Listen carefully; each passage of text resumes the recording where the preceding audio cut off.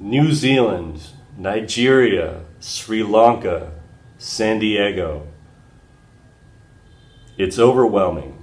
And if you look up these places in the headlines, you will see a lot of destruction centered at people of faith. Muslims, Christians, Jews. It seems that the monotheistic religions are under a lot of attack right now. Or maybe it's overblown, disproportionate.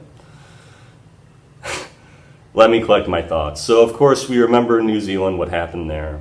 There was that horrible, shocking video of the man, Brenton Tarrant. I'm going to say his name. I don't believe in that whole Voldemort thing where you're not supposed to say the killer's name. But he went through and shot 50 people in a mosque, Al-Nur, the Light Mosque. And posted it live on Facebook, which is odd because Facebook has a very strict kind of authoritarian censorship model, but somehow that got away with it. I guess you can live stream anything. Any crime that you want, you can live stream. That's fine with Facebook. Of course, most of us didn't watch it on Facebook. Those of us who did watch it, who are fortunate enough, well, I say fortunate. I say it's fortunate because you should be allowed to see these things. Living in other countries, we've been able to find it from other websites. But I think one person in New Zealand was recently arrested for watching it or sharing it or something related to spreading the video of the massacre, which is terrible. I mean, they're going to get this stuff out to us whether we like it or not. If we look at the history of shootings, I talked about Columbine in a previous video, just seeing how with technology we are able to skip the middleman now. We don't have to send the media packages. There's no such thing as a basement tapes like in Columbine, where they had this great message. They had this message they wanted to send out to the world, these final goodbye tapes, and those have been destroyed, and inshallah they will stay destroyed out of the public eye. But it seems that maybe in a few years, in a couple decades, it might emerge yet again. Anyway, I read the New Zealand Manifesto and the New Zealand Shooters Manifesto, and what can I say? It was just garbage. It was just hacked up. The same stuff that you find in other writings. It was very similar to Dylan Roof. And I wanted to talk about Dylan Roof. He is the very bowl-cut, weird-looking white kid who shot up a Bible study in a black church, and he was just sentenced to death. And as part of his death sentence, he didn't express any remorse for what he did. And I read his manifesto as well. And again, it was just like tweets, copy-pasted stuff. Naturally, you don't have people who are very eloquent. You don't have good writers committing these things, or of course they would become writers themselves.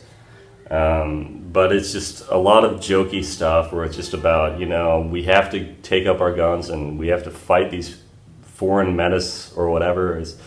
It's very hard to understand the mentality of these people or what makes them compelled to do it. I guess we could say it's part of fame. But in every one of these manifestos, we have the same saying that, well, it's not about fame, it's about perpetuating this war, which reminds me, which brings us to the San Diego synagogue shooting, which happened recently, where some 19-year-old kid went into a synagogue in San Francisco, or not San Francisco, San Diego, with the intent of killing as many as he could. Unfortunately, he only was able to kill one person, which is a low score in our understanding of these things, which is still tragic, but he was stopped from doing worse damage. And I saw this video of this kid, and I don't remember his name, I don't have it written down, but he was playing Chopin, and just beautifully. It was a 19-year-old boy who was very good at playing piano, and I thought, why don't you just do that? And in his writings, he says, there are two things that I love. I love playing piano, and I love killing Jews. And it just makes no sense to me. What a ridiculous, horrible world we live in. And I read his manifesto, and again, these manifestos, this word gets thrown around pretty haphazardly now, because we're not in the days of Ted Kaczynski, we're not in the days even of Elliot Rodger, but now we're in the days of these short letters that get posted to Reddit and stuff that just say, well, I saw other people doing it, now I wanted to do it. We're fighting the foreign invader. Yeah, I understand that it would make more sense to have my own family to perpetuate my race, but there also has to be this attack element, which is completely bogus. Because if anyone, I mean, if this kid had seen what happened in New Zealand and how now the prime minister is telling girls to wear hijabs and stuff like that, where we're witnessing Islamification as a result of these shootings, as a I don't know. It's like Charlie Manson or something. It's like these people keep trying to trigger a race war when really they're just the only ones perpetuating this race war or this spiritual war or whatever.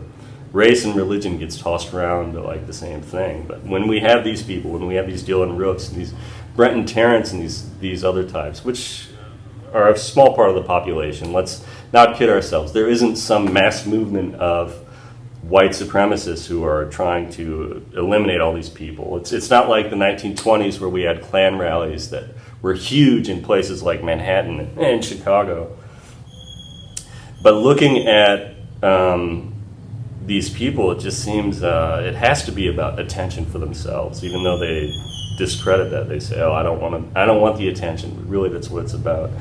And so the media response to it, I guess, as much as I hate censorship, it has been good in the sense that we don't have the picture of the killer on every magazine cover as a result. Now we focus more on the victims. But anyway, let's not get confused by clown world. Let's not worry about these things being conducive of just a mentality that's taking people over. I think it really has to do with just ego. It has to do with these young kids just wanting to have something to represent who they are, who just want to go out with a bang, which is nothing new in the human experience. And it's something that we have to deal with just by being more kind and respectful to one another and tolerant of all religions, and understanding that violence is never the answer. It's always the question, and the answer is always no. Over and out.